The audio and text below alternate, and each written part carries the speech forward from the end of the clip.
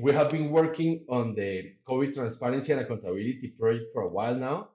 The project started in 2021 and it has lasted until now. We're on the second phase, but we are taking stock about the lessons that we got from the phase one of the project and the journey that the lead organizations, budget, connected development, and global integrity have been through, and the collaboration with partners in the countries.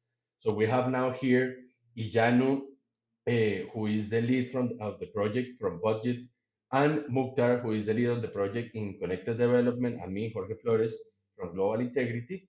And we will be chatting a bit. We want to really hear your voice and your experience. So I'll pass the word to you guys. So Ijano, what is the main lesson you would like to share from the setup journey, and how is that influencing the second phase of the project? All right, thank you very much, George. Thank you for having us this afternoon, and thank you to Mukhtar as well for making out the time to be here this afternoon, right? So basically, for us, the lesson from phase one of the project was around even giving us the ability to get, information, right, across the 7 countries that we were working with, right? That was the first, first learning for us because naturally, people would have thought that it's almost impossible to get access to data, most especially financial data from the African countries, right? But with the work we did with CITAP in the phase one of the project, we were able to get this data and we were able to work with this data because I can tell you for a fact that without the availability of the data, both financial data, resources gathering data, donations data, and also the expenditure data, we wouldn't have been able to do anything. We would have been able to do research, would have been able to tell human angle stories, would have been able to, get the message that we need to get to stakeholders and to the government across to them, right? So number one thing for us was data, and also we were able to understand the challenges of getting some of the data set that we need in some of the countries. Number one, partly because they don't have the Open Information Act. That's number one. Number two is because some of their governments are not as open as we would have wanted them to be, because at the end of the day, they feel that those information is very, very secret to them, and it's not something they can release to the general public, right? So for them, they believe that those data sets are secret documents, right? But in the face of the project, we're able to let them understand why it was necessary for us to get our hands on this data set, and we were able to also make sure that the ones that were able to give it to us, were able to tell stories with them, right? And other lesson we also learned was that it was a lot of people across Africa are already yearning for having access to information uh, from the government, right? Which sometimes is far fetched because people also do not see the reason why they should be aware of these things, aware of how much the government is spending on a particular intervention, aware of the procurement processes, aware of the value for money, aware of the political strategy that is going into making sure that the whole pandemic is contained as a whole, right? So that work, the sit-up phase one gave us the opportunity to make people aware of these things, right? And this also helped us to, open up a phase of questions and answers from the people to the government, and from the government also giving, a sense of accountability to the people who they represent in different offices that they find themselves, right? So for us, all of these were the major lessons we learned in phase one of the project, and we felt that it was also important to go into the second phase of the project because of the successes we recorded from the phase one of the project. Was it partnerships? Was it groundbreaking research documents? Awesome blogs from the Global Integrity, and also very moving human angle stories that we got from across all the countries. Those were the things that we saw and picked lessons from, and also prerogated us moving into the second phase of the project. Thank you very much. Thank you, Janu. And just to note for those listening, the countries that we have been working on are Nigeria, Ghana, Liberia, Sierra Leone, Cameroon, Kenya, and Malawi. In the phase one and in phase two, we added Zimbabwe and Senegal. So it's now 9 countries, but we also have the COVIDfund.africa website where you have information from these countries, but also for all the countries in Africa on general themes on investments related to COVID. Now, now I want to hear a little bit more from you, Mukhtar. So I would like to hear a little bit more about the work in the countries. So what would you highlight about partners' work in Cameroon, Kenya, and Malawi, and the work that they did to mobilize civil society in efforts to demand transparency and accountability of COVID-19? Oh, thank you. Thank you very much. Thank you for having me. I mean, it was very insightful to be here with you. Thank you, Yanu, for sharing the input of our learnings through the last year activities of CTAB. When we talk about challenges, there are pretty much a whole lot of challenges engaging with different stakeholders, be it private sector, the media, the civil society organizations, as well as the government in the countries. So there are individual differences, or let me say there are individual dynamics, from the capacity of the team in the countries to the capacity of the media, the civil society, and other stakeholders that we engage during the first one. We face a whole lot of challenges. Challenges has to do with, maybe I will align myself with what Yanu mentioned on issues of discrepancies of data. We don't have digested data in most of these countries, and most of these countries are not signed up to the open data, or let me say the open government partnership. So it has been a very pretty much a difficult thing for people to sort of trust what you're giving. So the data that is coming from Mr. A is not the data that is coming from Mr. B, and it's not the data that will be coming from Mr. C. So it's sort of something we had to look inward and see how we can really activate and make create a one pool system where we can give those people in the civil society organization as well as the media. And one of the challenges we've looked into, or we've faced in those countries, has to do with the shrinking civic space in the countries, more especially in Cameroon and some part of Kenya, where the informations are not out there because the government does not see the need to really put the information there. And where the informations are there, the information don't really tally with, there is that difference between this government side to the other government side. And the issue of, government managing TV stations, radio stations, or an agency of government looking inward to see what the TV or radio stations or journalists really put out there has been a major challenge. And issues of getting information for our research, and then issues of gathering people, gathering the real civil societies, that is the citizen, gathering people to get to inform people about how they can get to ask questions about looking inward and see democracy being demand and supply question and answers were challenges. And then issues of insecurity in some part of Cameroon has really hindered some part of our work from our town hall meetings and what have you. We cannot really visit some part of the communities because of insecurity. So insecurity, lack of accurate data, lack of digested data, and issues of trust between government and people. Because one of the first things we had to do was to sort of build that trust between the government and people, because the people really do, the citizen really does not trust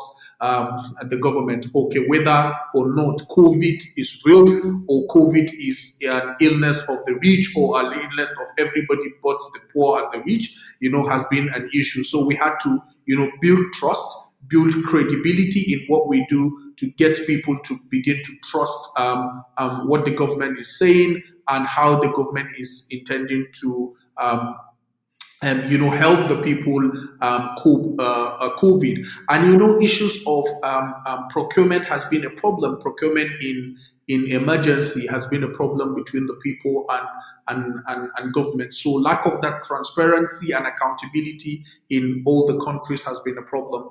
But based on the work and contributions from CTAP and other civil society organizations, we've got to see in Malawi where a minister has been sacked because of mismanagement of COVID resources.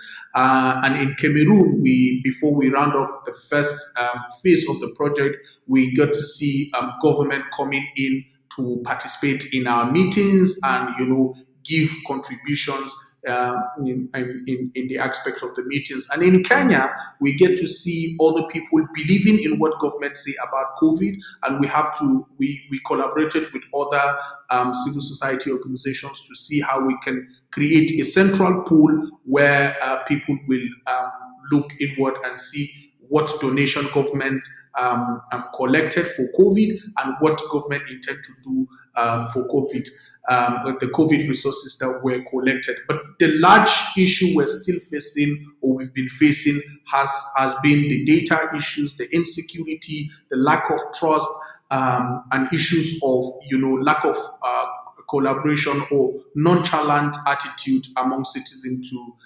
government institution. Yeah. Thank you, Mukhtar. Really, really interesting to hear the challenges that you mentioned and some of the activities that the country partners have been able to carry out to address those challenges. We will also have stories from the partners shared in links and other ways that you can access it, so you will be able to see more. But now let's get back and maybe let's build into that working with the government and promoting government action to ask you, Yanu, about what would you have liked about partners work in Ghana, Liberia, and Sierra Leone to increase government's transparency and accountability on COVID-19? Mukhtar, thank you for sharing. What seems like challenges, but I think these are the things that keep us moving, so that we can, get the solutions that we need at the end of the day. Right. Okay. So back to your question. Uh, Basically, what we've been doing is just around trying to share knowledge. And when I say share knowledge, it's more like we're trying to find out, what what the health sector and accountability for healthcare, what does it look like? What does vaccine equity look like? What does vaccine hesitancy look like? What does the political economy for health in all of these countries? What does it look like? What does this legislative push?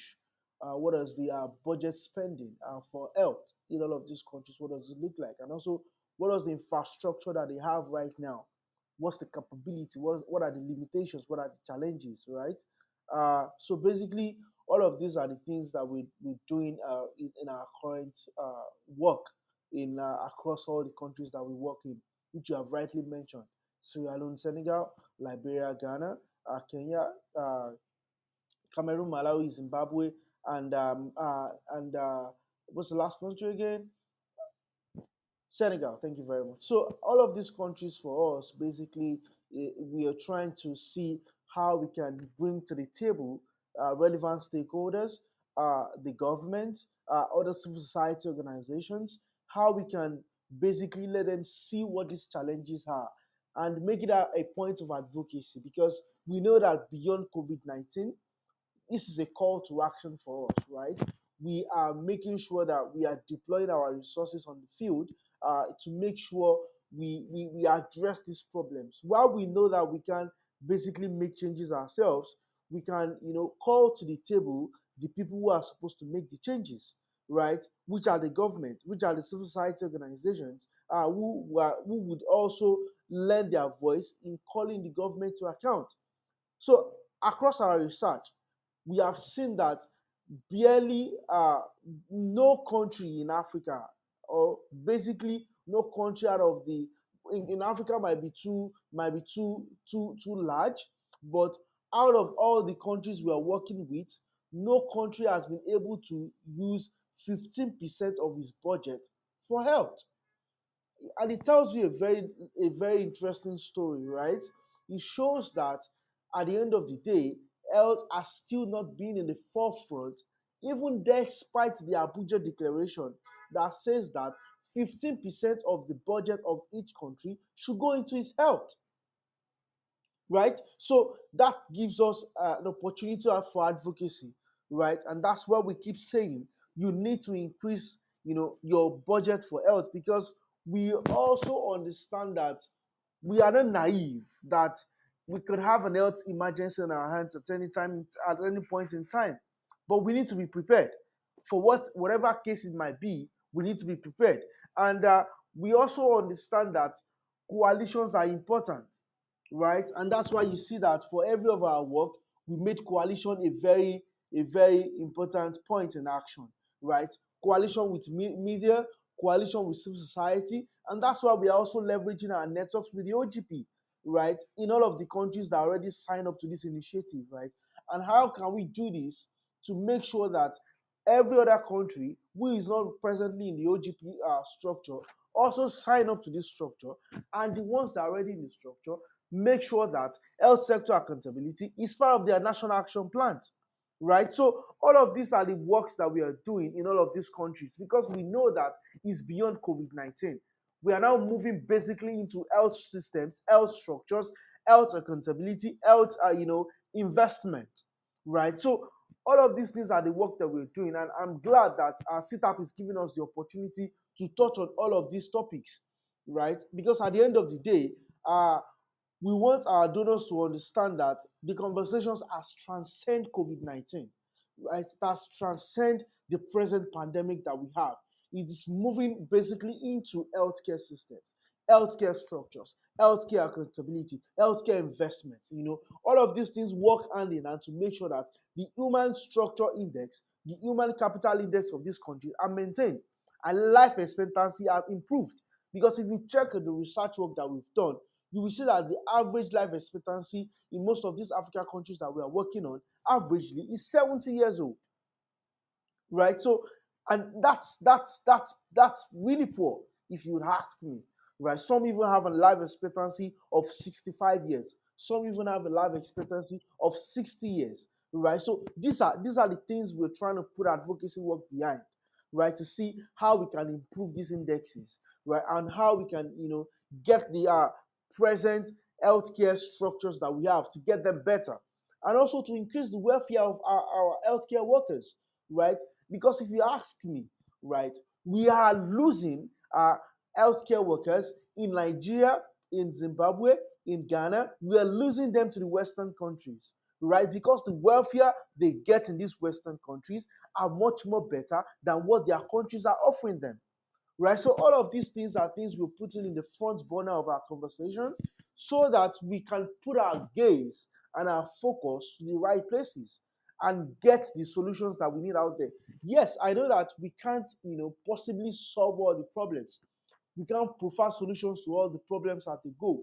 But the little ones we can do, we want to make sure that yes, the government sees the need, right, for these changes that we want to effect in the system. And I believe that this is a point of entry for us.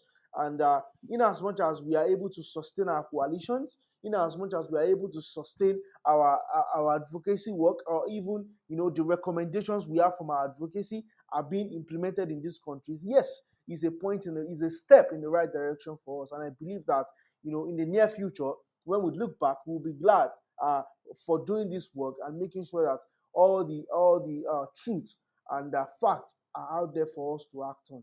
Thank you very much. Thank you, Janu. Really, really important points that you're raising about how things are evolving and how the conversation now is different, and we need to acknowledge that. Mukhtar, to kind of also come to a close in this conversation, I would like to hear from you about the main challenges that you are seeing in CTAP Phase 2, and what type of things are you seeing the partners do to address those challenges? All right. Challenges for me, challenges from first one, as always snowball into the first two, we're still facing the same challenges or additional challenges, because part of the countries we're implementing CTAP, I think, if I'm not mistaken, we have three or four countries that are facing election, right? Kenya is facing election, Nigeria is facing election, and Zimbabwe also at some point will be facing election at the cost of this. So this has been a major issue in those countries, having to discuss about that. Everybody's now focusing or looking at the election period. But one good thing about what we do with CTAP is it gives us, opportunity to, tweak or look inward and see how we can always bring the issue of health sector into the conversation or the realities that is happening on ground. So like in Kenya, when we face that as an issues of everybody's focus is looking at election. The election is happening this month on Tuesday, to be precise. We try to see how can we bring issues of health into the conversation. How can we get the new government that is coming to look inward and give people or give the citizen their scorecard on what they are going to do in health, right?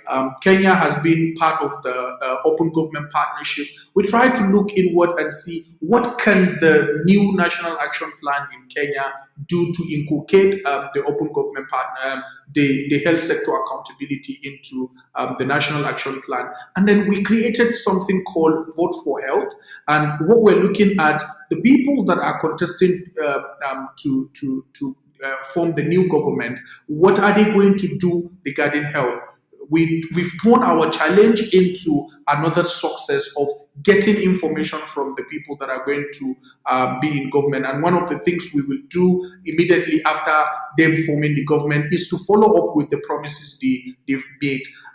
In Cameroon, we've seen a growing number of issues of insecurity. So insecurity has been a major challenge in the country because now we've got the kidnapping issue in Cameroon, we've got the Boko Haram issue in Cameroon, and all other issues of communal conflict between the English part of the country and the French part of the country has been a major challenge. And one of the things we do to boycott that was while discussing about health involves everything.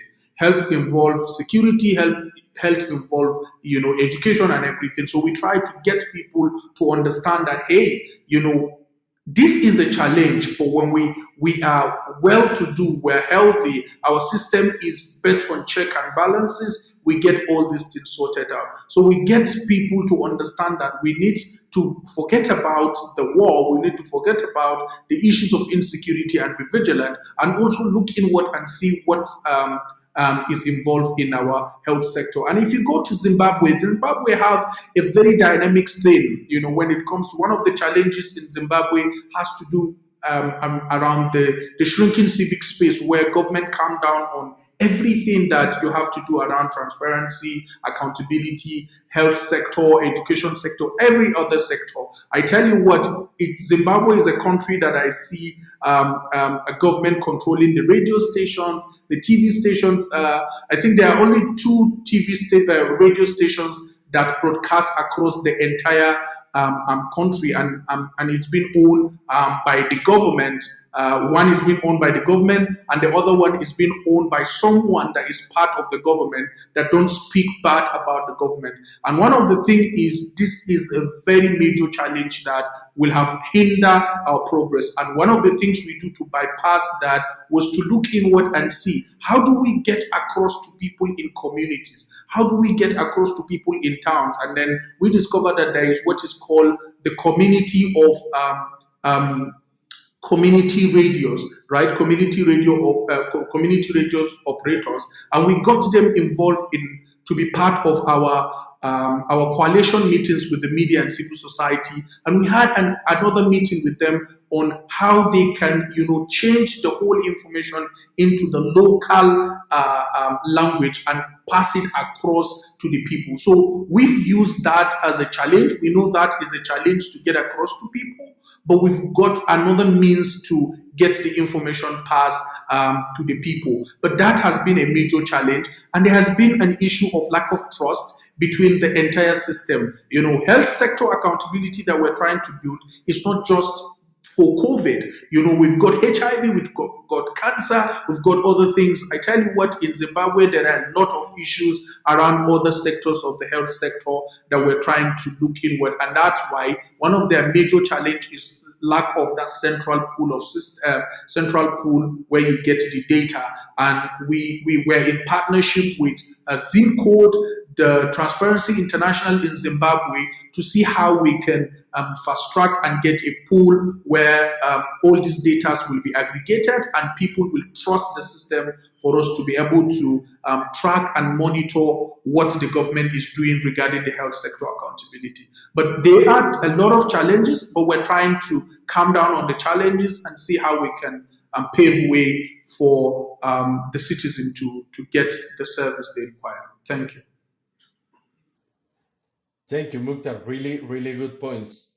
And I think that's our conversation for today. Just want to let everyone know that we have published a report with all the lessons from phase one, and we are producing several pieces on the process in phase two. So please stay tuned for that. Thank you, Yanu. Thank you, Mukhtar, and I hope to continue this conversation. All right. Thank you very much, Oye. Thank you, Mukhtar. Have a good day ahead.